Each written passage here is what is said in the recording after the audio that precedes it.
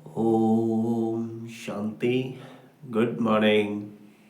आज मकर संक्रांति की हार्दिक शुभकामनाएं। आज हमारे उत्तराखंड का लौकिक पर्व मकर संक्रांति की सभी को बधाई हो और सभी खुश रहें। सभी नववर्ष के उपलक्ष्य में सभी को मुबारक हो। सभी खुश रहें, सभी आनंदित रहें, मस्त रहें और ज्ञान सुनते रहें। ओम शांति। फिर से गुड मॉर्निंग। आज बाबा बोलता है, मीठे बच्चे, तुम्हारी नज़र शरीरों पर नहीं जानी चाहिए। अपने को आत्मा समझो, शरीर को मत देखो। प्रश्न है, हर एक ब्राह्मण बच्चे को विशेष किन दो बातों पर ध्यान देना है? उत्तर है, पढ़ाई पर, दूसरा दैवी गुणों पर। कई बच्चों में क्रोध का अंश भी नहीं है। कोई तो क्रोध में आकर बहुत लड़ते हैं। बच्चों को ख्याल करना चाहिए कि हमको दैवी गुण धारण करके देवता बनना है। कभी गुस्से में आकर बातचीत नहीं करनी चाहिए। बाबा कहते, किसी बच्चे में क्रोध है तो वह भूतनाथनी है। ऐसे भूत वालों से तुम्हें बात भी नहीं करनी है। कितनी प्यारी बाबा बात बताते हैं। गीत है, तकदीर जगाकर आई हूँ, अपना नया भाग्य लेकर आई हूँ। ओम शांति। बच्चों ने गीत सुना और कोई भी सत्संग में कभी रिकॉर्ड पर नहीं समझाते हैं, वहाँ शास्त्र सुनाते हैं। जैसे गुरुद्वारे के में ग्रंथ का 2 वचन निकालते हैं, फिर कथा करने वाला बैठ उनका विस्तार करते हैं। रिकॉर्ड पर कोई समझाए यह कहाँ होता नहीं है। अब बाप समझाते हैं कि यह सब गीत है भक्ति मार्ग के। बच्चों को समझाया गया है, ज्ञान अलग चीज है जो एक निराकार शिव से मिल सकता है। इसको कहा जाता है रूहानी ज्ञान। ज्ञान तो बहुत प्रकार के होते हैं ना। कोई से पूछा जाएगा, यह गलीचा कैसे बनता है? तुमको ज्ञान है, हर चीज का ज्ञान होता है, वह है ही जिस्मानी बातें। बच्चे जानते हैं हम आत्माओं का रूहानी बाप वह एक है। उनका रूप दिखाई नहीं पड़ता है। उस निराकार का चित्र भी है, शालिग्राम मिसल। उनको भी ही परमात्मा कहते हैं। उनको कहा ही जाता है निराकार। मनुष्य जैसे आकार नहीं है, मनुष्य जैसा आकार नहीं है। हर वस्तु का आकार जरूर होता है। उन सब में छोटा आकार है आत्मा का। उनको कुदरत भी कहेंगे। आत्मा बहुत छोटी है जो इन आँखों से देखने में नहीं आती। तुम बच्चों को दिव्य दृष्टि मिलती है जिससे सब साक्षात्कार करते हो। जो पास्ट हो गए हैं उनको दिव्य दृष्टि से देखा जाता है पहले नंबर में। तो यह पास्ट हो गया है, अब फिर आए हैं तो उनका भी साक्षात्कार होता है बहुत सूक्ष्म। इससे समझ सकते हैं सिवाय परमपिता परमात्मा के आत्मा का ज्ञान कोई दे नहीं सकता। मनुष्य आत्मा को यथार्थ रीति नहीं जानते, वैसे परमात्मा को भी यथार्थ रीति नहीं जान सकते। दुनिया में मनुष्यों की अनेक मत है। कोई कहते आत्मा परमात्मा में लीन हो जाती है, कोई क्या कहते अभी तुम बच्चों ने जाना है सो भी नंबरवार पुरुषार्थ अनुसार। सबकी बुद्धि में एक रस तो बैठ नहीं सकता। घड़ी घड़ी बुद्धि में बिठाना है होता है हम आत्मा है। आत्मा को ही 84 जन्मों का पाठ बजाना है। अब बाप कहते हैं अपने को आत्मा समझ मुझ परमपिता परमात्मा को जानो और याद करो। बाप कहते हैं मैं इनमें प्रवेश कर तुम बच्चों को नॉलेज देता हूँ। तुम बच्चे अपने को आत्मा नहीं समझते हो, इसलिए तुम्हारी नज़र इस शरीर पर चली जाती है। वास्तव में तुम्हारा इनसे कोई काम नहीं है। सर्व का सद्गति दाता तो वह शिव बाबा है। उनकी मत पर हम सबको सुख देते हैं। इनको भी अहंकार नहीं आता है, हम सबको दुख देते हैं। जो बाप को पूरा याद नहीं करते हैं उनसे अवगुण निकलते नहीं हैं। अपने को आत्मा निश्चय नहीं करते हैं। मनुष्य तो ना आत्मा को ना परमात्मा को जानते हैं। सर्वव्यापी का ज्ञान भी भारतवासियों ने फैलाया है। तुम्हारे में भी जो सर्विसेबल बच्चे हैं वह समझते हैं, बाकी सब इतना नहीं समझते हैं। अगर बाप की पूरी पहचान बच्चों को हो तो बाप को याद करें, अपने में दैवी गुण धारण करें। शिव बाबा तुम बच्चों को समझाते हैं, यह है नई बातें। ब्राह्मण भी जरूर चाहिए। प्रजापिता ब्रह्मा की संतान कब होते हैं यह दुनिया में किसको पता नहीं है। ब्राह्मण तो ढेर के ढेर हैं, परंतु वह है कुख वंशावली। वह कोई मुख वंशावली ब्रह्मा की संतान नहीं है। ब्रह्मा की संतान को तो ईश्वर बाप से वर्षा मिलता है। तुमको अब वर्षा मिल रहा है ना। तुम ब्राह्मण अलग हो, वो अलग है। तुम ब्राह्मण होते ही हो संगम पर, वह होते हैं द्वापर कलयुग में। यह संगम युगी ब्राह्मण ही अलग है। प्रजापिता ब्रह्मा के ढेर बच्चे हैं। भल हद के बाप को भी ब्रह्मा कहेंगे, क्योंकि बच्चे पैदा करते हैं, परंतु वह है जिस्म की बातें। यह बाप तो कहेंगे सब आत्माएं हमारे बच्चे हैं। तुम हो मीठे मीठे रूहानी बच्चे। यह किसको समझाना सहज है। शिव बाबा को अपना शरीर नहीं है। शिव जयंती मनाते हैं, परंतु उनका शरीर देखने में नहीं आता। बाकी सब का शरीर है। सब आत्माओं का अपना अपना शरीर है। शरीर का नाम पड़ता है, परमात्मा का अपना शरीर ही नहीं, इसलिए उनको परम आत्मा कहा जाता है। उनकी आत्मा का ही नाम शिव है। वह कभी बदलता नहीं। शरीर बदलते हैं तो नाम भी बदल जाते हैं। शिव बाबा कहते हैं मैं तो सदैव निराकार परम आत्मा ही हूँ। ड्रामा के प्लान अनुसार अभी यह शरीर लिया है। सन्यासियों का भी नाम बदलता है। गुरु का बनते हैं तो नाम बदलता है। तुम्हारे भी नाम बदलते थे, परंतु कहाँ तक नाम बदलते रहेंगे। कितने भागंती हो गए जो उस समय थे उनका नाम रख दिया, अब नाम नहीं रखते हैं। किस पर भी विश्वास नहीं है। माया बहुतों को हरा देती है तो भागंती हो जाते हैं। इसलिए बाबा किसका भी नाम नहीं रखते हैं।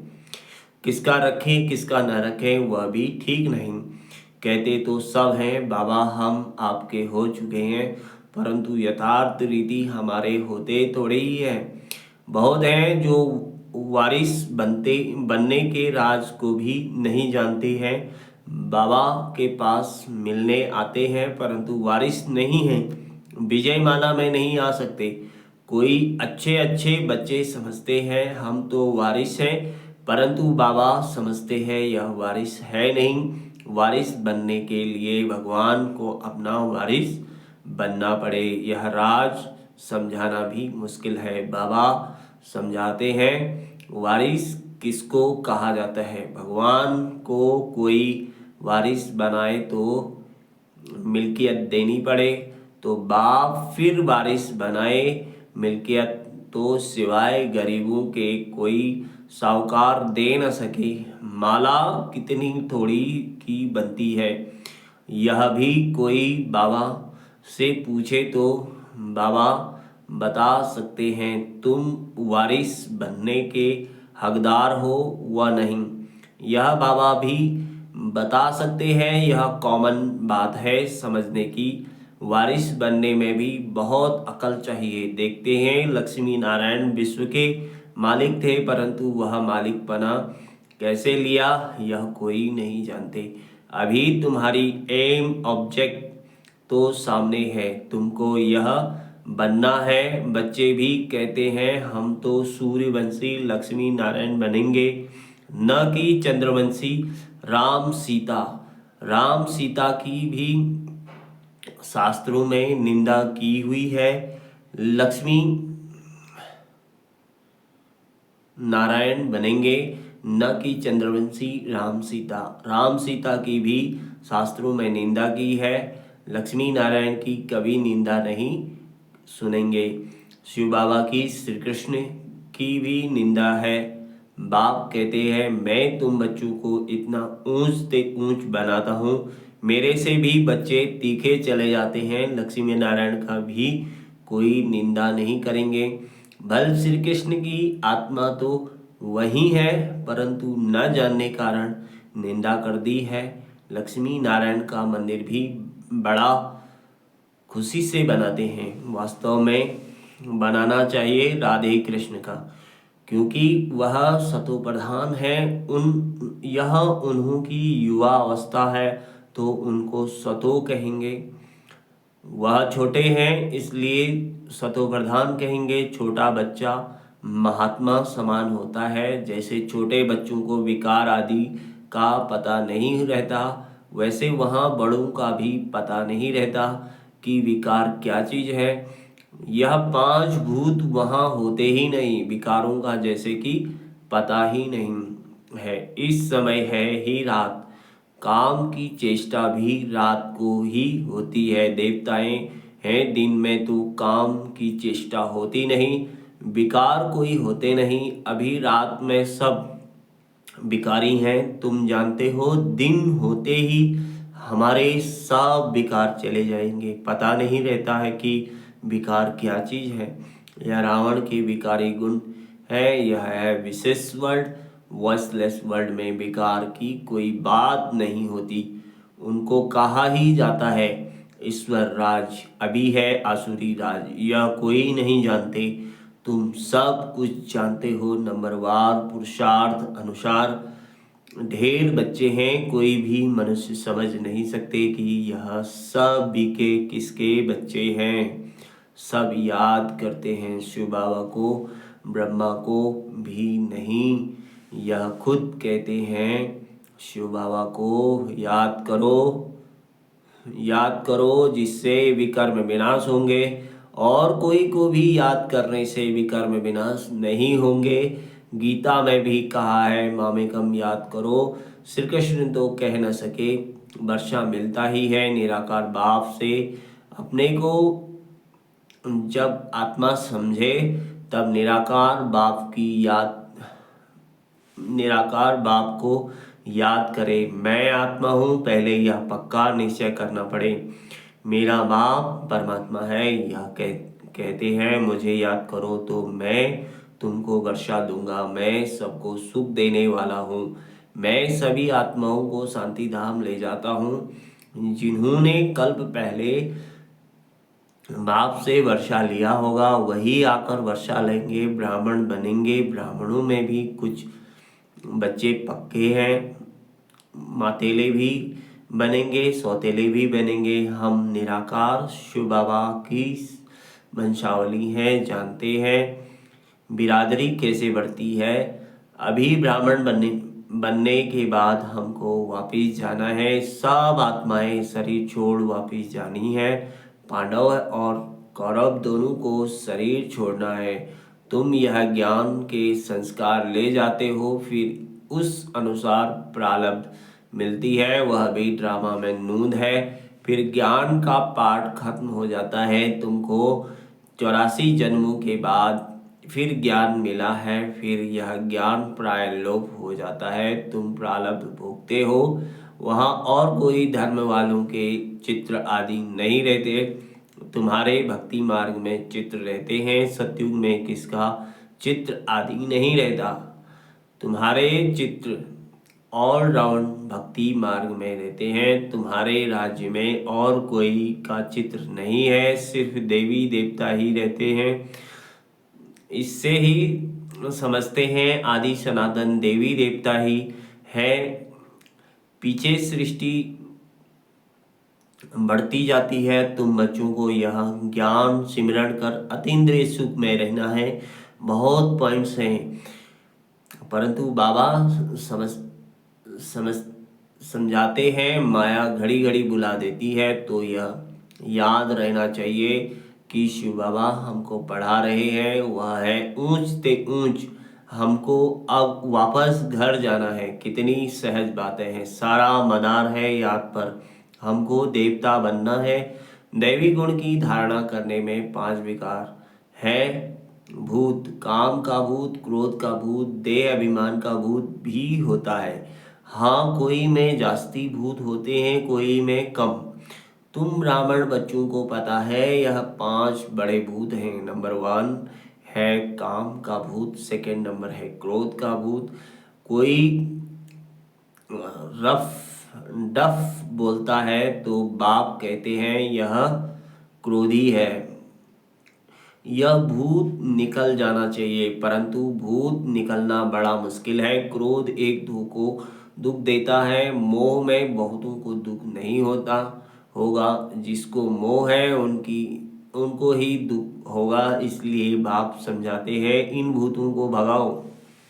हर बच्चे को विशेष पढ़ाई में दैवी गुणों पर अटेंशन देना है। कई बच्चों में तो क्रोध का अंश भी नहीं है। क्रोध तो क्रोध है में आकर बहुत लड़ते हैं। बच्चों को ख्याल करना चाहिए, हमको दैवी गुण धारण कर देवता बनना है। कभी गुस्से से बात नहीं करनी चाहिए।